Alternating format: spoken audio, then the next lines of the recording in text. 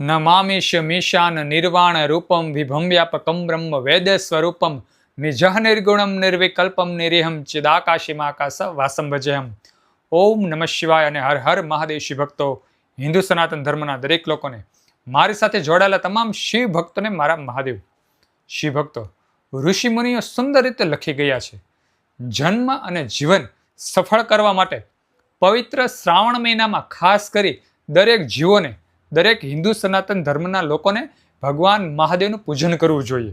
ભગવાન મહાદેવના લિંગનું પૂજન કરવું જોઈએ.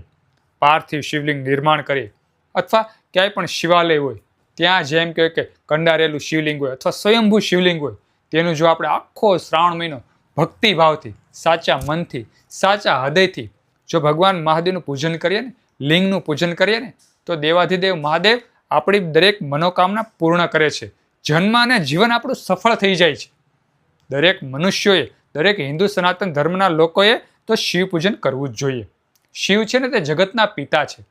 જ્યારે આપણે આપણા પિતા પરમેશ્વરની પૂજા કરીએ ને ત્યારે તે આપણી પર એટલા બધા રાજી થાય છે, સંતુષ્ટ થાય છે કે આપણી દરેક મનોકામના દેવાધિદેવ મહાદેવ પૂર્ણ કરે છે.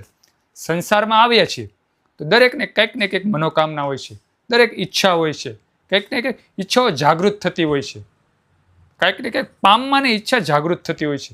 દરેક દિવસે પ્રભાત થાય તો દરેકને ઈચ્છા થાય છે કે મારે આ જોતું છે, મારે પેલું જોતું છે. બધી મનોકામના કાંઈ પૂર્ણ નથી થતી, પણ એમ કહેવાય છે કે જે નિત્ય ભગવાન ભોળાનાથનું પૂજન કરે છે, નિત્ય શિવલિંગનું પૂજન કરે છે, ખાસ કરી પવિત્ર શ્રાવણ મહિનામાં ભગવાન મહાદેવના લિંગનું પૂજન કરે છે, તેની દરેક મનોકામના દેવાધિદેવ મહાદેવ પૂર્ણ કરે છે. એટલે ખાસ કરી આજે આ ઋષિમુનિઓ કહી ગયા છે તેને આપણે ફોલો કરવું જોઈએ. તે ખાલી વાંચી લીધું અને જ્ઞાન લઈ લીધું એવું ન હોવું જોઈએ. આપણે થોડું એક્ટિવ થઈ જવાનું છે.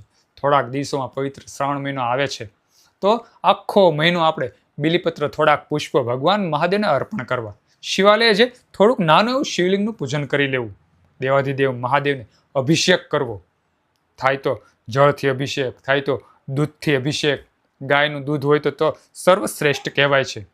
ગાયના દૂધથી જો તમે અભિષેક કરો તો દેવાધિદેવ મહાદેવ દરેક રોગોનો આપણો નાશ કરી દે છે. જળથી અભિષેક કરી તો આપણા મનને નિર્મળ બનાવી દે છે. જેવી રીતે જળ શુદ્ધ છે અને તે શુદ્ધતા સાથે સાચા ભાવથી આપણે ભગવાન મહાદેવને અભિષેક કરીએ, જળ ચડાવતા હર હર ગંગે, હર હર ગંગે, ઓમ નમઃ શિવાય, ઓમ નમઃ શિવાયના આપણે જાપ કરીએ તો ભગવાન મહાદેવ આપણા મનને એકાગ્ર કરી દે છે. જે પણ ઈચ્છા હોય, જે પણ મહેચ્છા હોય તે દેવાધિદેવ મહાદેવ આપણી પૂર્ણ કરે છે. મનને એકદમ નિર્મળ નદી જેવું બનાવી દે છે. ક્યારે આપણા માનસમાં ક્રોધ નથી આવતો. જે શિવ ભક્ત નિત્ય ભગવાન મહાદેવનો અભિષેક કરતો હોય, બિલીપત્ર ચઢાવતો હોય, નિત્ય તેના દર્શન કરતો હોય, તે માનવનું ક્યારે એમ કહ્યું કે ક્રોધ ભગવાન મહાદેવ શાંત રાખે છે. તેને ક્યારે ક્રોધ ચડતો નથી.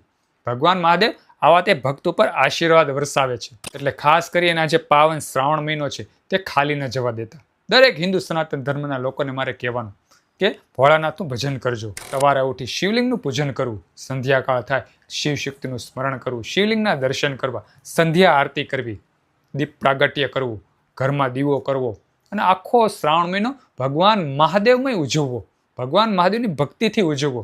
તો દેવાધિદેવ મહાદેવની, પરમપિતા ભગવાન મહાદેવના અને શિવ શક્તિના આશીર્વાદ આપણી ઉપર નિરંતર વરસતા રહેશે. સુંદર એક નાની એવી વાત હતી. જો આ ગમી હોય તો વિડીયોમાં લાઈક આપજો, કોમેન્ટમાં હર હર મહાદેવ, જય શિવશક્તિ લખજો અને આ વિડીયો આપણા બીજા હિન્દુ સનાતન ધર્મના લોકોને શેર કરી દેજો. બધા શિવ ભક્તોને, હિન્દુ સનાતન ધર્મના લોકોને મારા હર હર મહાદેવ હર અને ઓમ નમઃ શિવાય.